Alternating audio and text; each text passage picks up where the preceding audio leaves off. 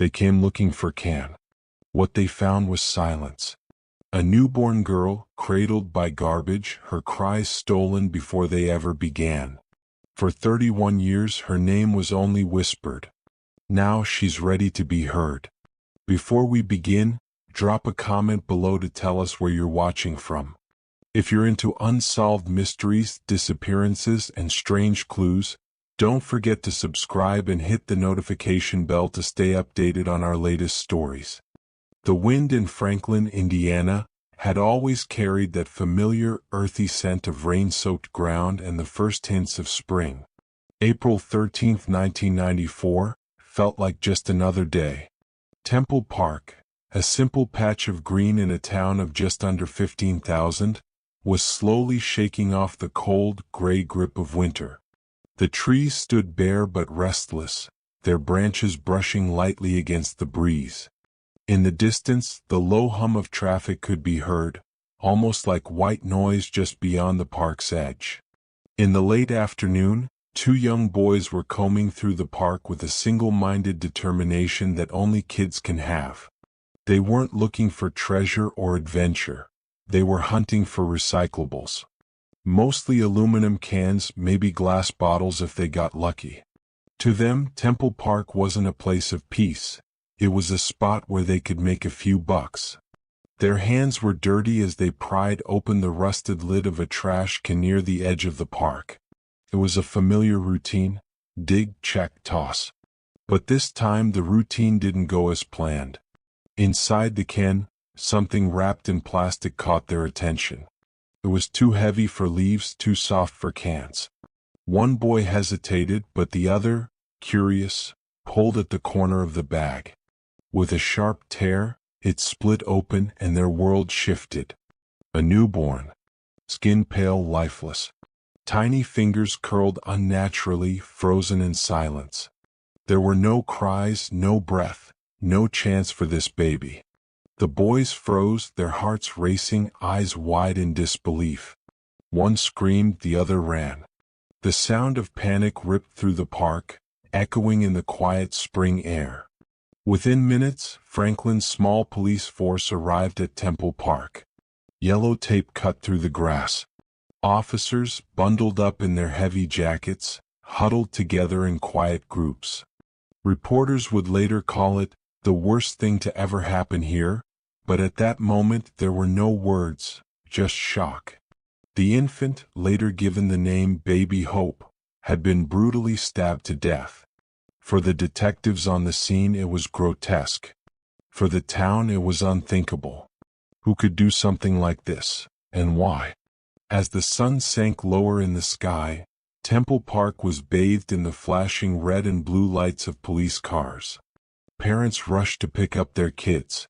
That night, families held their children close, whispering prayers they hadn't thought about in years. Franklin had always been the kind of place where doors stayed unlocked and neighbors knew each other's names. That innocence, however, was shattered in a single evening. The baby girl had no name, no parents to claim her, no story to tell. But even in death she would not be forgotten. For weeks, Temple Park stayed a crime scene. Detectives sifted through the trash, knocked on doors, canvassed the neighborhood, and spoke to anyone who might have seen something. Rumors spread like wildfire, whispered theories at the grocery store, quiet talk in church. But despite all the leads, none of them led to answers. The next morning, Franklin buzzed with whispers. In diners, in classrooms, during Sunday service, everyone was asking the same question. Who could do something like this? By midday, the local news vans had rolled into town, their antennas standing tall like accusations. Reporters braced against the wind, their voices soft and solemn as they reported from Temple Park. In a town like Franklin, homicide and Temple Park didn't belong in the same sentence. Not in a place where people left their cars running while they ran into the store and waved at strangers on their porches. For the police, the case was relentless. They followed procedure: secure the scene, gather evidence, chase every lead. But no amount of protocol could ease the weight of what had happened. The image of the infant's tiny, lifeless body haunted even the most experienced officers. Even those who never showed emotion found themselves staring out their car windows long after their shifts ended, unable to forget what they'd seen. She was nameless but not forgotten. At the cemetery, a local suggested calling her Hope. It felt right, fragile but strong. A name that wasn't about her death, but about the hope the community still held on to, the hope for answers. Funds were raised quietly, $1 at a time. The funeral brought 150 mourners, farmers, shopkeepers, teachers, many of whom had never met before. The tiny coffin was draped in white flowers. As the priest spoke, a hush fell over the crowd. Some cried openly, others stood silently, their hats pressed to their chests, unable to grasp the enormity of the loss. Franklin buried baby Hope together. And for a moment unity helped soften the horror. But unity couldn't solve a murder. Detectives went door to door around Temple Park, interviewing anyone who might have seen something. They spoke to mothers, teenagers, homeless men, anyone who'd been in the park that day. Hundreds of leads were logged, but none led to the truth. Forensics in 1994 were far from the sophisticated methods available today. While DNA technology existed, it was slow, limited, and often inconclusive. Baby Hope's DNA profile was entered into state and federal databases, but without a match, it sat there in silence, just like the grave in Franklin Cemetery. Tips would come in waves, suspicious strangers, a young woman who vanished, whispers of a teenager rumored to have been pregnant. Each lead promised answers, but each one ultimately collapsed under scrutiny. The case file grew thicker, but progress stalled. By the end of 1995, Baby Hope's murder had gone cold. Time, as it tends to do, was cruel to memory. As Franklin grew and new families moved in, Temple Park returned to its old role as a playground, not a crime scene. But for those who had been there in 1994, the ghost of Baby Hope lingered in the corners of their minds. Every April, fresh flowers would appear on her grave. Sometimes it was just one bouquet, sometimes a dozen. No one ever saw who placed them there. It became an unspoken ritual, a quiet acknowledgement that while life moved on, grief remained. Detectives retired. Evidence boxes were filed away in archives. Hope's name showed up less in the papers and more in hushed conversations at church picnics or high school reunions. But the silence was never complete. From time to time, an officer would pull out the old case file, their fingers tracing over faded photographs, scanning the same dead-end notes. What did we miss? The question gnawed at them year after year. By 2019, science had evolved. Forensic genealogy, the revolutionary technique that had solved so many cold cases across the country, was now within reach. Instead of waiting for a direct DNA match, investigators could now trace family connections through distant relatives found in public DNA databases. It was a breakthrough no one in 1994 could have imagined. With this new tool, the Franklin Police Department reopened Baby Hope's case, this time with quiet determination.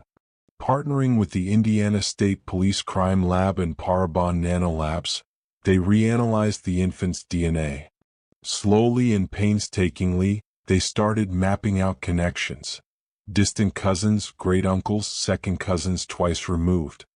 Each match was a breadcrumb leading them further back in time. For the first time in decades, detectives felt something they hadn't allowed themselves to feel: cautious optimism. The walls of silence were finally beginning to crack. For 25 years, Baby Hope's name had been whispered around Franklin, like a prayer half forgotten. The case had remained unsolved, but the weight of it lingered over the police department like dust on old shelves. Every new detective knew the story. Every veteran carried the weight of the case, quietly and privately. Then came 2019. Genetic genealogy, The same method that helped solve the infamous Golden State Killer case was no longer just an experimental tool. It was precise, powerful, almost surgical. It could turn anonymous DNA into a family tree. Baby Hope's tiny genetic sample, preserved since 1994, was sent to Parabon Nanolabs. Analysts compared it against public DNA databases, where everyday people had uploaded their DNA to trace their ancestry, never imagining that those same records might one day solve a murder. The process was slow and painstaking, building connections, ruling out branches, narrowing the family tree. Weeks turned into months. Then the breakthrough came. The DNA trail led them backward, splitting through generations until a name emerged from the fog: Cheryl Dawn Larson. In 1994, Cheryl had been 30 years old, living near Temple Park with her husband, Richard Noel Larson.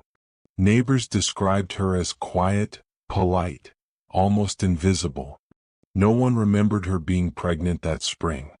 No one suspected that a newborn had been born. But the DNA was undeniable. Baby Hope was Cheryl's biological daughter. There was, however, a complication. Cheryl Larson had passed away in 2018. She couldn't answer questions. She couldn't defend herself. And she couldn't confess. Despite her death, detectives scoured her past. Old friends, co-workers, neighbors. They reconstructed her life like archaeologists piecing together shards of pottery. There were whispers of struggles, of silence in the home she shared with Richard. But crucially, DNA confirmed that Richard was not the father. So who was? The genetic web unraveled further, pointing toward a man named Paul Richard Shepard. When police contacted him, Shepard was stunned. He had never known about the baby. In a written statement, he said that the revelation felt like a wound that would never close. The thought that a child of his had suffered such a fate, murdered and discarded, was unbearable. Shepard cooperated fully with the investigation, providing his DNA and answering every question. He was cleared of any involvement, but his grief was palpable. He chose to give the baby a proper name, Hope Shepard, a final act of fatherhood, decades too late. The discovery of Hope's biological parents was monumental, but it solved almost nothing. Cheryl's death meant that her side of the story died with her. Did she act alone? Did someone force her hand? Was she even present when it happened? Investigators couldn't say. Richard Larson, though ruled out as the father, was never explicitly cleared of involvement. Still, no charges were filed. Franklin held its breath again, waiting, wondering, grieving once more. For the townspeople, the identification of Baby Hope's parents reopened old wounds.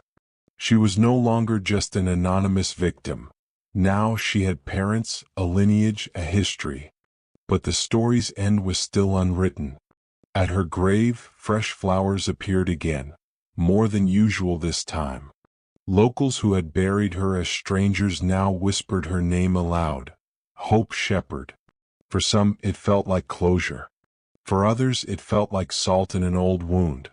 3 decades had passed, yet the image of that tiny coffin still haunted those who had stood in silence back in 1994. And now they wondered, if the truth had finally been found, would it bring peace, or only more pain? Franklin had grown since 1994. The town's edges had stretched wider, new subdivisions replacing cornfields. But some things hadn't changed. Temple Park still stood, quieter now, almost reverent. And in the cemetery, Baby Hope's grave remained, a fixture. White flowers in the spring, poinsettias in the winter. Always fresh, always tended. But in July 2025, the police officially announced their breakthrough. The town listened in stunned silence. The press conference was brief, somber. Chief Kirby Cochran's voice cracked slightly as he spoke. After 31 years, we have identified Baby Hope's parents. This is not closure, but it is a step toward it. For 30 years she had been Baby Hope, a symbol, not a person. Now she had a name, Hope Shepherd, a name chosen by the father who never knew she existed.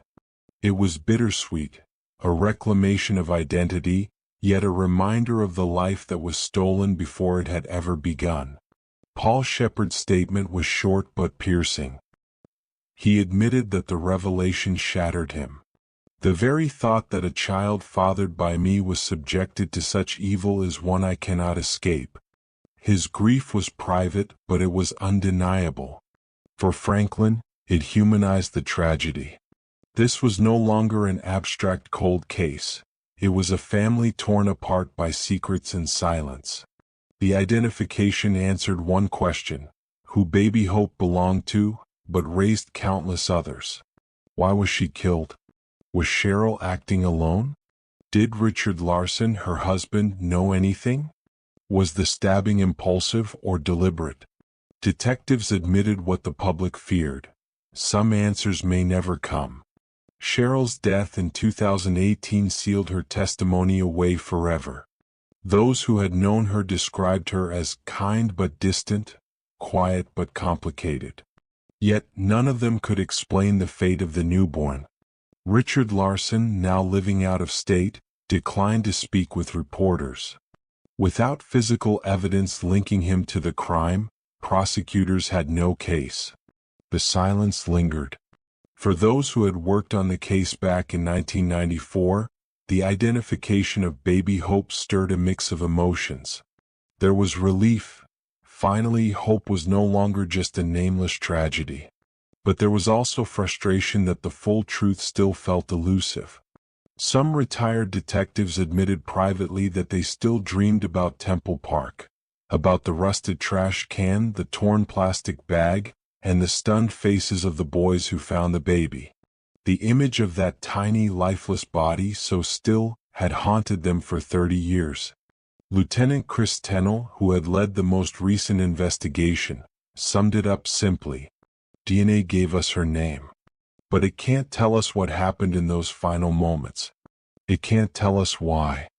The town rallied again, vigil services, more flowers, quiet prayers. Hope's story was retold to a new generation that hadn't been alive in 1994. Parents brought their children to the cemetery, pointing to the grave and whispering her name. In Franklin, Baby Hope had never been truly forgotten. But now she was remembered differently, not just as a victim but as a daughter. Yet, with every tear shed in remembrance, another question lingered, whispered in frustration: will we ever know the truth? Police stressed that the case was still open. Leads could still emerge. Witnesses who had stayed silent for decades might finally come forward.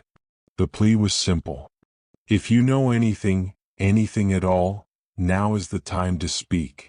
But in small towns, secrets run deep. And sometimes silence becomes generational. The years had taught Franklin how to live with the silence. It wasn't that people stopped caring. Far from it. Baby Hope's name still surfaced in whispered prayers, in quiet visits to the cemetery, and in the stories parents shared when walking through Temple Park. But over time, grief shifted. It stopped screaming and became something softer, steadier, a hum in the background of daily life. Her grave never stood empty. Every spring, daffodils would bloom. Every Christmas, a small wreath leaned against the headstone. No one ever admitted to placing them there. No one needed to. In a town like Franklin, everyone understood. For the investigators who had been there in 1994, the case had never truly ended. Yes, the files were boxed and shelved, but minds don't forget. Even years later, retired officers would wake up in the middle of the night with the same haunting image: the rusted trash can, the torn plastic bag, the haunting silence of that newborn. They still ask themselves the same questions over and over. What did I miss? Could I have stopped this? One former detective, interviewed decades later, summed it up simply: you don't move on. You just learn to live with it. When the call came in 2019, DNA genealogy, a lead, a name, some officers cried. Others sat in stunned silence, gripping the edges of their desks. It wasn't closure, not really, but it was something. Finding Cheryl Dawn Larson's name felt like opening an old wound. For 30 years, Franklin had imagined a faceless killer. Now that killer had a face, a life, a history. But Cheryl was gone. The questions that might have solved the case died with her. Did she act alone? Did she panic? Was someone else involved? The silence she left behind was deafening. Today, Franklin lives in a quiet in-between. There's gratitude that hope is no longer nameless. There's pride in the detectives who refuse to give up. But there's also a hollow ache that justice remains just out of reach. The people of Franklin, Indiana still continue with their routine of visiting the cemetery. Every few months, to leave note or fresh flowers at Baby Hope's grave. Temple Park, once a place of simple play and rest, now still carries Baby Hope murder weight. Children still run and laugh there, but their parents watch them a little more closely. Teenagers still cut across the grass on their way home, but their eyes often flicker nervously toward the trees. And those who lived through it, the ones who know the story, can never pass that rusted trash can in their memory without feeling a chill. Franklin is not a town known for murder, but it is a town forever marked by one.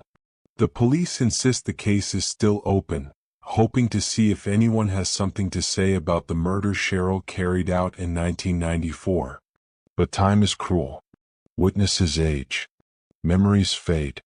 Evidence degrades. And yet, for 31 years, Franklin, Indiana, has carried this silence. A silence born in Temple Park on a spring afternoon in 1994. A silence that survived funerals, investigations, dead ends, and whispered conversations over dinner tables. Even now, after DNA unlocked her name, Hope Shepard, the silence remains. We know she was born to Cheryl Dawn Larson. We know Paul Richard Shepard, unaware of her existence, gave her back her name. We know she was found stabbed to death in a garbage can, discarded like refuse, mourned by strangers. And we know, painfully, that Cheryl's death in 2018 sealed away truths we may never uncover. Why did this happen? Who was there in those final moments? Was it panic? Malice? Desperation? Decades of investigation couldn't answer these questions. DNA could name her, but it couldn't explain her death. The silence lingers, thick as the spring air over Temple Park. Police continue to ask for information. Their plea hasn't changed in 3 decades. If you know anything, now is the time to speak. In a town this small, someone always knows. But silence, stubborn, patient, often holds more tightly than truth.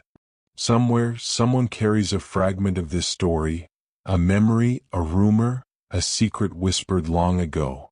Cases like Baby Hope's remind us that time cannot erase the truth.